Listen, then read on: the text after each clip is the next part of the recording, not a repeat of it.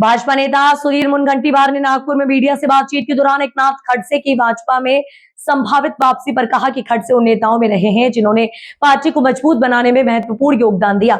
उन्होंने कहा कि कुछ परिस्थितियों के कारण वे पार्टी से बाहर चले गए थे, लेकिन उस समय भी उनका मानना था कि परिवार के लोगों का अलग होना उचित नहीं है। मुनगंटीवार ने स्पष्ट किया कि यदि खड़से की वापसी होती है तो इस पर अंतिम निर्णय भाजपा के वरिष्ठ नेतृत्व द्वारा लिया जाएगा। उन्होंने मुख्यमंत्री देवेंद्र फडणवीस की भी सराहना करते हुए कहा कि वे राज्य का नेतृत्व बार बार करें, यही उनकी शुभकामना है। मुख्यमंत्री पद को लेकर चल रही राजनीतिक चर्चाओं पर मुनगंटीवार ने कहा कि बच्चू कडू समेत कई नेता अपनी अपनी राय रखते हैं और किसी का नाम लेने से नाराज होने की जरूरत नहीं है। उन्होंने कहा कि सोशल मीडिया पर कई दलों के 20 से 25 नेताओं ने के एक नाम मुख्यमंत्री पद के दावेदार के रूप में सामने आते रहते हैं और इच्छा रखना गलत नहीं है। राम मंदिर के मुद्दे पर उन्होंने कहा कि भगवान राम किसी एक दल के नहीं बल्कि पूरे देश की आस्था और असीमता है। उन्होंने कहा कि उद्धव ठाकरे, सोनिया गांधी और राहुल गांधी सहित सभी को प्रभु श्री राम का नाम लेना चाहिए क्योंकि राम सबके हैं। अमित शहाजीकडनं ऑफर आहे भाजपची, काय सांगणार?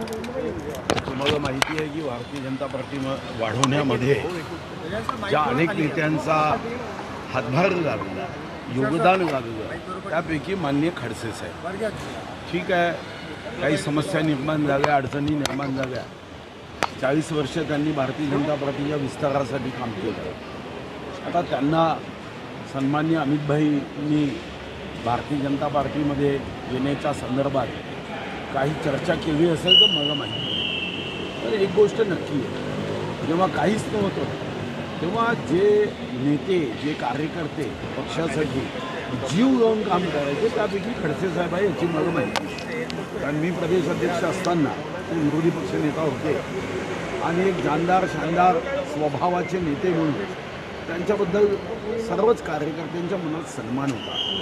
काळाच्या ओघात काही घटना घडल्या आणि ते पक्षाच्या बाहेर गेले, तेव्हाही मी आपल्याला सांगितलं होतं की त्यांनी पक्षाच्या बाहेर जाणं पक्ष वाढेल, मोठा होईल याबद्दल शंका नाही। हजारो कार्यकर्ते कष्ट करतात, पक्ष मोठा होतो, पण आपल्या घरचे लोक बाहेर जाणं हे काही योग्य नाही।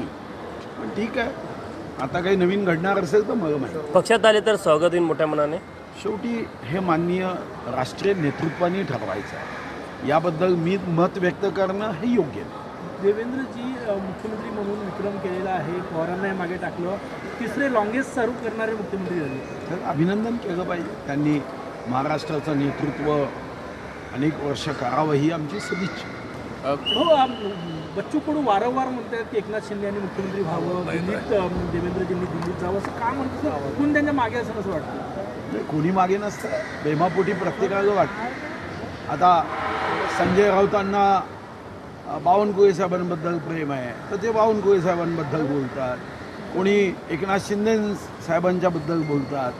तुम्ही जर सोशल मीडियामध्ये गेला तर आता कमीत कमी 20 ते 25 मुख्यमंत्र्याचे कॅन्डिडेट त्यांच्या प्रेम करणाऱ्या कार्यकर्त्यांनी निर्माण केले आहे। इच्छा असणं गैर थोडी आहे, म्हणजे आपण कोणी इच्छाच व्यक्त करू नये असं म्हणणं योग्य नाही आहे। बच्चू कडूंना वाटलं, त्यांनी नाव घेतलं म्हणून आता काय त्यांच्यावर राग करता का? उद्धवजींचं 18 जुलैला नागपुरात आंदोलन आहे, जे मंदिर निवडलं रामनगरचं, त्याचे देवेंद्रजी आजीवन सदस्य आहेत, त्याच मंदिरात त्यांचं दान चोरी विरोधातलं हे रामरक्षा पठणाने आंदोलन होणार। मंदिराचे कोणी आजीवन सदस्य नाही, जीवनच प्रभू राम देतो।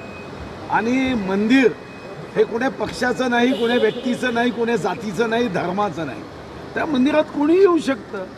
आता देवेंद्रजी त्या मंदिराचे विश्वस्त असतील म्हणून आता उद्धवजी येऊ नये असं तुम्हाला वाटतं का? चांगली गोष्ट आहे, प्रभू रामाचं नाव उद्धवजींनी घ्यावं, प्रभू रामाचं नाव सोनियाजींनी घ्यावं, प्रभू रामाचं नाव राहुल गांधींनी घ्यावं। राम तो सबका है।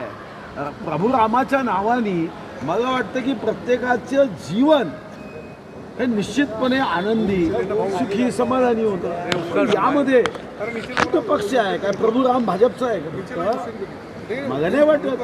प्रभू राम या देशाची आस्था आहे, देशाची अस्मिता आहे, हे देशाचा श्वास आहे, देशाचा प्राण आहे। तुम्ही कोणत्याही जाती धर्माचे असू द्या, प्रभू रामाचं नाव घेण्याचा अधिकार आहे आणि प्रत्येक मंदिरात जाण्याचा अधिकार। भाऊ, वारकऱ्यांनी पुन्हा वारकऱ्यांना ट्रकने उडवल्याची घटना घडली आहे. वारंवार अशा घटना दरवर्षी घडत असतात. काय काळजी घेतली पाहिजे. अशा घटना दरवर्षी होणं गैर आहे. या संदर्भात आपण त्यांना कवच कुंडल दिलं, पण पैसे दिल्याने काम होईल का?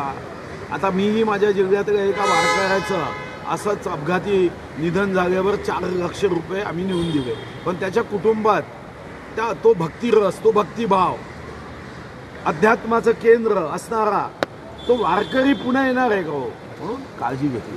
लाडक्या बहीण सप्ताह यांनी टीका केलेली आहे की सर्वांना समजून टाका, हा भाजपचा रोडमॅप असल्याचं ते म्हटले. ठीक आहे, ते त्यांचं व्यक्तिगत मत आहे, त्याच्यावर प्रतिक्रिया काय द्यायची? प्रत्येकाला व्यक्तिगत मत आहे. या अगोदर काँग्रेसच्या बद्दल आमच्यापैकी अनेक जण असंच म्हणायचे. भाऊ, लाडक्या बहिणींचे 92 लाख नावं कमी झालेले आहे. विरोधक टीका करते आहे, सुरुवातीला हे दिलं ना आता नावं कमी केली जातात. हे कमी करू नये, म्हणजे अयोग्य असतील तर कमी करावे, पण 92 लक्ष जर नावं मला माहिती नाही कमी झाले असेल तर याचं एकच कारण आहे, EKYC योग्य अजून मुदत वाढवण्याची आवश्यकता. EKYCची मुदत वाढवली तर हे नावं योग्य पद्धतीने येऊ शकतात. खासदार विनायक राऊत यांच्या विरोधात गुन्हा दाखल झालेला आहे. त्यांची सुनेनं गंभीर हे केले, आरोप केलेले आहे. असं आहे, त्यांचं कौटुंबिक आपल्याला माहिती नाही आहे.